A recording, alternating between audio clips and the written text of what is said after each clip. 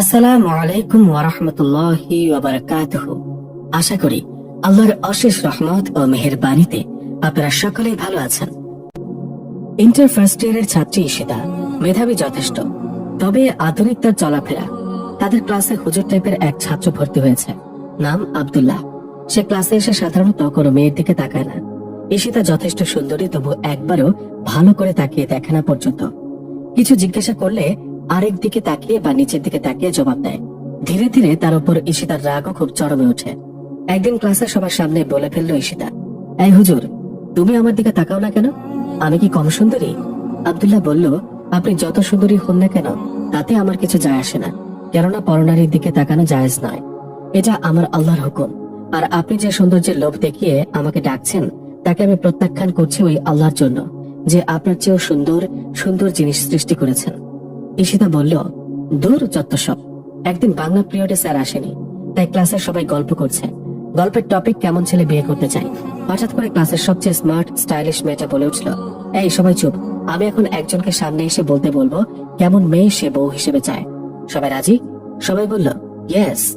তারপর ঈশিতা বলল, এখন সামনে এসে ভবিষ্যৎ স্ত্রী সম্পর্কে বলবে আমাদের ক্লাসের হুজুর ছাত্র আব্দুল্লাহ। আব্দুল্লাহ আশ্চর্য হয়ে গেল, বুঝতে পারলো তাকে শিক্ষা দেওয়ার জন্য ঈশিতা এমন করছে।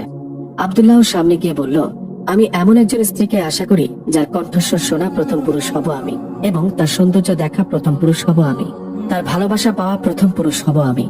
ঈশিতা হঠাৎ থামিয়ে দিয়ে বলল, হয়েছে হুজুর সাহেব, এসব স্বপ্নের কথা বাদ দেন। এমন মেয়ে এই দুনিয়া নাই, জান্নাতে গিয়ে পাবেন। সবাই অট্টহাসিতে ফেটে পড়ল। আব্দুল্লাহ তখন হঠাৎ কোরআনের এই আয়াত তেলাওয়াত করল, যার অর্থ, দুশ্চরিত্রা নারী দুশ্চরিত্র পুরুষের জন্য এবং দুশ্চরিত্র পুরুষ দুশ্চরিত্রা নারীর জন্য উপযুক্ত। একইভাবে সচ্চরিত্রা নারী সচ্চরিত্র পুরুষের জন্য এবং সচ্চরিত্র পুরুষ সচ্চরিত্রা নারীর জন্য উপযুক্ত। আল কোরআন। সবাই চুপ হয়ে গেল। আব্দুল্লাহ পেছনে এসে বসে পড়ল। ঈশিতা ঠিক করলো আব্দুল্লাহকে মার খাওয়াবে। যেই ভাবা সেই কাজ। তার কিছু ছেলে বন্ধুকে বলে দিল তাকে শায়েস্তা করার জন্য। বিকেলে ক্লাস শেষে আব্দুল্লাহ যখন বাসার দিকে যাচ্ছিল, তখন একটা ছেলে এসে তাকে একটা চিপা গলির মধ্যে নিয়ে গেল। এক ছেলে বলে উঠল, কিরে হুজুর, তোর নাকি অনেক ভাব, যে মেয়েরে আমরা চাইয়াও পাই না সেই মেয়ের দিকে নাকি তুই ফিরেও তাকাস না, তারে দাম দাস না, বেশি ভাব বাড়ছে না? আব্দুল্লাহ বলল, গুনাহ থেকে বাঁচা যদি ভাব হয় তাহলে আমি সত্যি ভাব পারি। কিরে হুজুর, খুব চাটাং চাটাং কথা বলছিস দেখি। আব্দুল্লাহ বলল, দেখো ভাইরা, আমরা হচ্ছে পুরুষ, পুরুষ থাকবে পুরুষের মতো। সত্যিকার পুরুষরা কখনো মেয়ের পেছনে ঘোরে না। আর তোমরা কিনা একটা মেয়ের কথায় আমাকে মারতে আসছ, লজ্জা হওয়া উচিত তোমাদের। কি, আমরা সত্যিকার পুরুষ না? দাঁড়া, দেখাইতেছে মজা। আব্দুল্লাহ বলল, শোনো ভাইরা, নিজেদের এত নিচু করো না, নিজেকে সম্মানিত করো, আল্লাহর হুকুম মতো চলো, তাহলে আর মেয়েদের পিছনে ঘোরা লাগবে না। সমগ্র দুনিয়া তোমার পিছনে ঘুরবে, আর মৃত্যুর পর পাবে এমন জান্নাত যেখানে তোমার জন্য থাকবে এমন নারী যাকে কেউ কখনো দেখেনি, যাকে কেউ কখনো স্পর্শ করেনি। ছেলেরা আব্দুল্লাহকে মারতে যাবে, হঠাৎ আব্দুল্লাহর বন্ধু হিমেল গলিতে আসলো। হিমেল আবার এলাকার বড় ভাই। হিমেল বলল, কিরে আব্দুল্লাহ, তুই এখানে কি করিস? কোনো ঝামেলা? সবাই তো ভয় থতমত। আব্দুল্লাহ বলল, আরে না, ছোট ভাইগুলোকে একটু দিনের দাওয়াত দিতে আসলাম। হিমেল বলল, খুব ভালো। ওই তোরা হুজুরের কথা ঠিক মতো শুনিস? আমার ভালো বন্ধু, নামাজে যাস তোরা? সবাই ভীত গলায় বলল, অবশ্যই ভাই। আব্দুল্লাহ সবাইকে সালাম দিয়ে চলে আসলো। ঈশিতা বলল, এই হুজুর ছেলেটা আমার মাথা নষ্ট করে ফেলেছে। মিথিলা বলল, কি হয়েছে রে তোর? আমি বুঝি না, তোর মতো একটা স্মার্ট মেয়ে কিভাবে এই হুজুরের জন্য এত পাগল হয়েছস?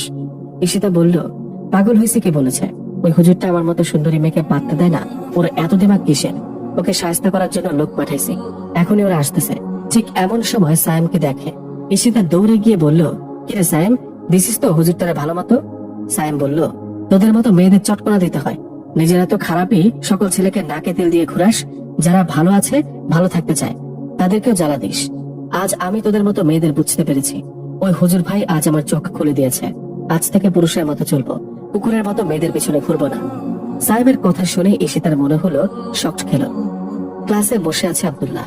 ঈশিতা সবাইকে ইশারা করলো ক্লাস থেকে কিছুক্ষণের জন্য বের হয়ে যেতে। সবাই বের হয়ে গেল। ক্লাসরুমে শুধু ঈশিতা আর আব্দুল্লাহ। আব্দুল্লাহ মাথা নিচু করে বসে আছে।